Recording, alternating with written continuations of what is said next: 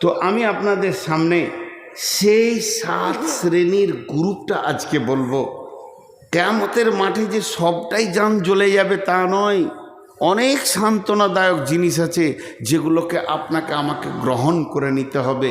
তার ক্যাপাসিটি রসুল বলে চলে গেছেন, সেটা কোন ধরনের মানুষ ওই জায়গায় স্থান পাবে। নাম্বার 1, জি ছেড়ে দিব না, আমি তো ওইটাই খুঁজছি খালি যে কোনো বাহানায় যদি ছাড়া যায়।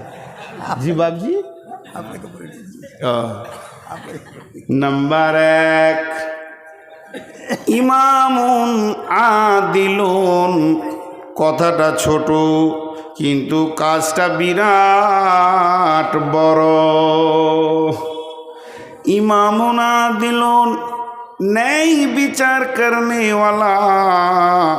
পৃথিবীতে যে ন্যায় বিচার করেছে ওই বিচারক যে অন্যায় বিচার করেনি, নিজের আত্মীয় পার্টির লোক, নিজের পাড়ার লোক, গ্রামের লোক এই রকম ভেবে কথা বলেনি, কঠিন কিয়ামতকে সামনে রেখে কথা বলেছে, হক কথা বলেছেন, ওই ব্যক্তিটা ওই রহমতের ছায়াতে থাকবি। জি, বিশ্বনবী মক্কা বিজয়ী করলেন, প্রধানমন্ত্রী হলেন। ইহুদিদের এক মেয়ে চুরি করে ধরা খেয়েছে, ফায়সালা হচ্ছে তার হাত কাটতে হবে। যখন এ ফায়সালা এসে গেল, ইহুদিরা এসে বললেন, ইয়া রাসূলুল্লাহ, আমরা এখনো ইসলাম মানিনি, কোরআন মানিনি, তবে কোরআনের বিচার কেন নেব? আমাদের বিচারটা তৌরাত থেকে করে দিতে হবে, যেহেতু আমরা তৌরাতের আওতাভুক্ত নিজের জীবন চালাচ্ছি। কিন্তু তাদের জানা ছিল না আল্লাহর নবী একজন সাহাবীকে তৌরাতের পণ্ডিত করে নিয়েছিলেন, হাফিজ করে নিয়েছিলেন। নবীজি বললেন, ঠিক আছে, যাও তোমরা তৌরাতের পণ্ডিত নিয়ে এসো এবং মুজরিমকে নিয়ে এসো। তারা সেখানে এসে হাজির হলো। তারা তাদের হাফেজগুলোকে বলতে বলতে এলো, তোদেরকে কিছু টাকা দেওয়া হবে, যে জায়গায় হাত কাটার কথা আছে ওই শব্দটাকে চেঞ্জ করে দিয়ে ওই শব্দটাকে বাদ দিয়ে লাফিয়ে তুই পড়ে নিবি, তাইলে আমার মেয়ের হাত কাটাটা বন্ধ হয়ে যাবে। সম্ভ্রান্ত ঘরের মেয়ে। এবার তারা সেই রকম টাকা হাফেজ তারা এসেছে। নবীজি বললেন, বলো চুরির শাস্তি কি তৌরাতে আছে? ও পড়তে পড়তে ওই জায়গাটা যখন টপকে দিছে, আমাদের সাহাবীদের ভিতরে যে হাফেজ ছিল বললে, দাঁড়িয়ে যা, দুটো শব্দ বাদ করে দিলে এটা করা যাবে না, মেয়েটির হাত কাটা হয়েছে। বন্ধুরা আমার, তখনই বিশ্বনবী বলেছিলেন, ওয়ালাউ কানা বিনতি ফাতিমাতা, এই জায়গায় যদি আমার মেয়ে ফাতেমা হতো তা আমি নবী মুহাম্মদ সাল্লাল্লাহু আলাইহি সাল্লাম নিজের হাতে তার হাত কেটে দিতাম। জি ভাই, এখন ন্যায় বিচার পাওয়া যাচ্ছে পৃথিবীতে? জি, আফসোসের কথা কটা বলবো। রসুল বলছেন, সাদাল কাবিলাতা ফাসিকুহুম জাইমুল কওমি আরদুলহুম ওয়া উকরিমার রাজুলু মাখাফাতাস সারহি জাহারাতিল কায়নাতু ওয়াল মাজিফু। এমন একটা জামানা আসবে রে, গায়ের নেতা হবে চোর, লম্পট, লুচ্চা, দাগাবাজ, বেঈমানেরা।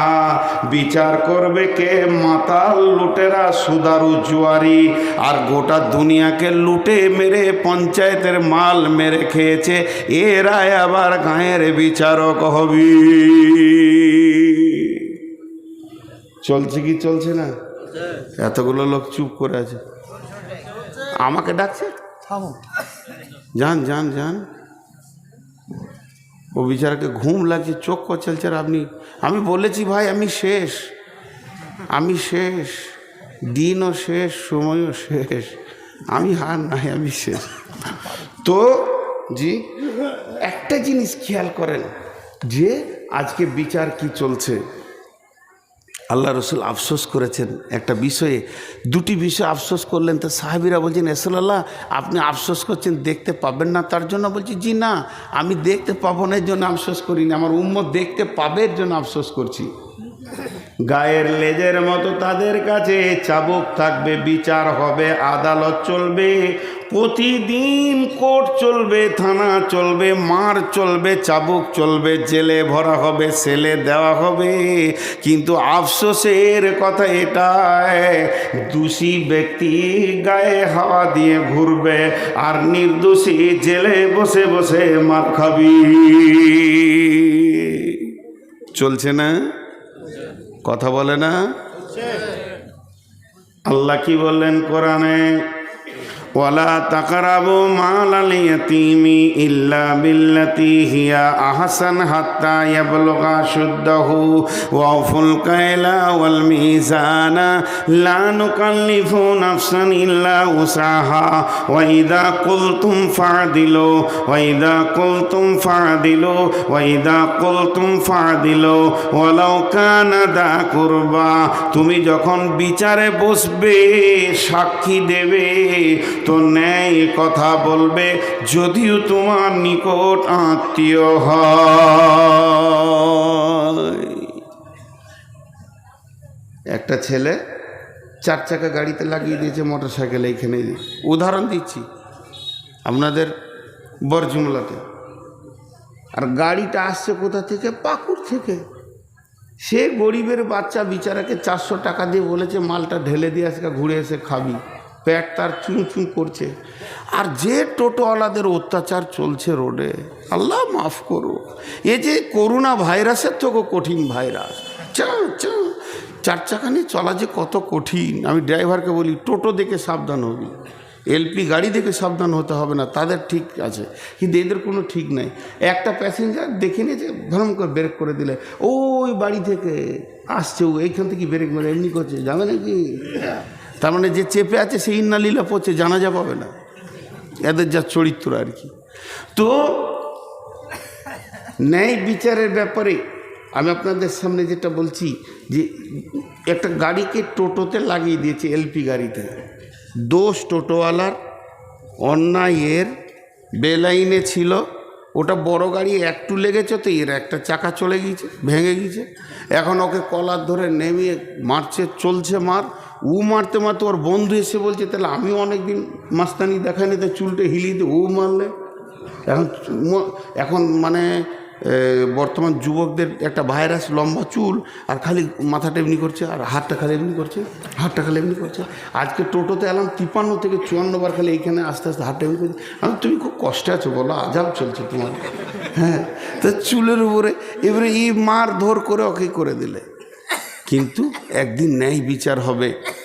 তো এবার বিচার চলছে, টোটোওয়ালা জোরে গলা বলছে, কি ভেবেছিস? কিন্তু আসলে গাড়িটা ছিল কোম্পানির, টোটোওয়ালাকে খবর নাই।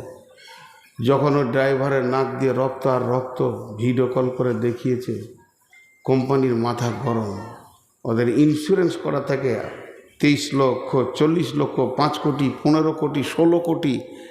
জি, শিল্প ব্যাংকে শুধু অ্যাকাউন্ট খুলতে গেলে 10 কোটি টাকা লাগে, অ্যাকাউন্ট খুলতে, রানিং করতে।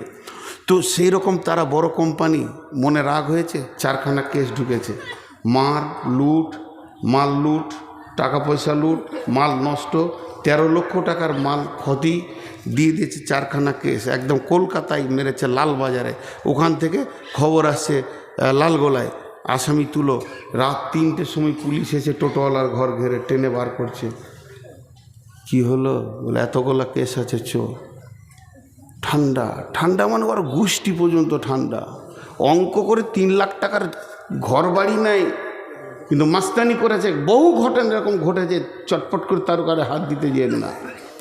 দিয়ে যখন ওকে থানাতে বসানো হয়েছে, মন দিয়ে শুনবেন, একদিন ও তো বসিয়ে আছে, থানা বড়বাবু যে বস, বসলো। একদিকে এসপি, একদিকে ডিএম, একদিকে এসডিও, আর একদিকে আরও কিছু কোম্পানির লোক, বিরাট টিম নেমে গেছে। ওকে তখন বলছে, তুই লাগিয়েছিলি না গাড়িটা লাগিয়েছিল? তখন গলার ভিতর থেকে, আস্তি করে কেন বলছিস তুই? সেই দিনে কেমন করছিলি? যেদিন মেরেছিলি সেই দিন তোর গলার সাউন্ডটা কেমন ছিল, আজকে কেন হালকা হয়ে গেল? আদালতের মাঝে পড়েছো, সৈন্যের মাঝে আছো, এখন তোমার সমস্ত আম শুকিয়ে চূড় হয়ে গেছে। এখন তুমি আর আম লও, তোমার নাম আমচুর। টেনেও সোজা করা যেছে না। বড়বাবু বলছে গলা ঝেড়ে কথা বল, পানি খা। বলছে স্যার ভুল হয়ে গেছে, চলবে না। তো আমার আল্লাহ বলছে আমি জিভটাকে রেখেছি 32টা সৈন্যের মধ্যখানে। 2টি সিবিআই কাস্টম তার ওপরে আছে, 2টা সিআইডি রয়েছে, এই দিকে 2টা কাস্টম অফিস তাকে ঘেরে রেখেছে। মাথাটা হলো গোটা বডির আদালত। এতগুলোর ভিতরে যেদিকে তুই কথা বলিস এটাই হলো তোর কথার জায়গা। আল্লাহ বলছেন ওয়াইদা কুলতুম, যখন তুই কথা বলবে ফাদিল, ইনসাফ করে কথা বলবে। তোর বডিতেই আমার সিআইডি কাজ করছে। ফাদিল ওয়ালাউ কানা দা কুরবা, যদিও সে নিকট আত্মীয় হয়।